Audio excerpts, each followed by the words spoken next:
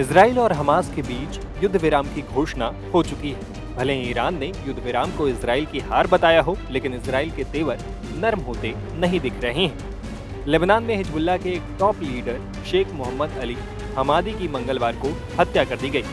The Jerusalem post की report के मुताबिक बेका वैली में स्थित अपने घर के बाहर वो खड़ा था, तभी दो गाड़ियों में आए आतंकियों ने उस पर हमला कर दिया।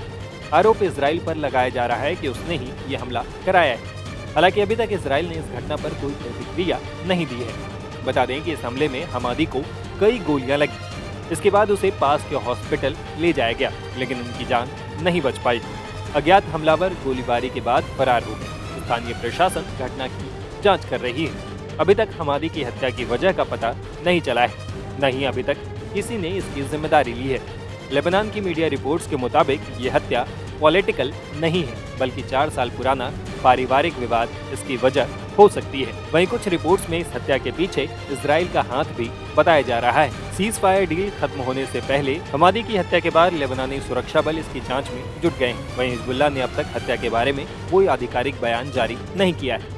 यह हत्या ऐसे वक्त में हुई है जब हिजबुल्लाह और इजराइल के बीच लेबनान में सीज फायर की समय सीमा खत्म होने वाली है। इजराइल हिजबुल्लाह के बीच 27 नवंबर को 60 दिन की सीज फायर डील हुई थी।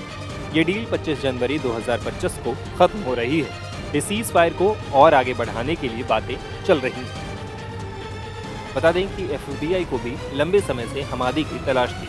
वो साल 1985 में वेस्टर्न जर्मन प्लेन को हाईजैक करने के मामले में वांटेड था। फिलिस्तीनी लिबरेशन आर्मी यानी PLA के 4 आतंकियों ने 13 अक्टूबर 1985 को वेस्ट जर्मनी से उड़ान भरने वाली अमेरिकी TWA फ्लाइट 847 को हाईजैक कर लिया था। इस विमान में 148 यात्री और क्रू मेंबर्स थे। इस प्लेन को ग्रीस में हाईजैक किया गया था और फिर लेबनान की बेरूत में उतारा गया। इस दौरान आतंकियों ने अमेरिका और बाकी देशों के नागरिकों को बंधक बना लिया था।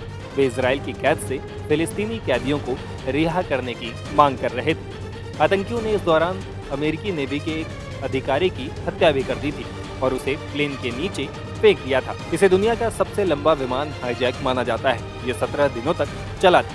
बता दें कि इजराइल और हमास के बीच हाल ही में युद्ध विराम की घोषणा हुई। गाजा में महीनों बाद शांति देखने को मिल रही है। दोनों तरफ कैद में बंधक छोड़े जा रहे हैं। हालांकि इजराइल और हमास के बीच जो समझौता हुआ है उस पर इजराइल में ही विरोध भी देखने को मिला है। पहले आपको बता देते हैं कि इस युद्ध विराम की शर्तें क्या है।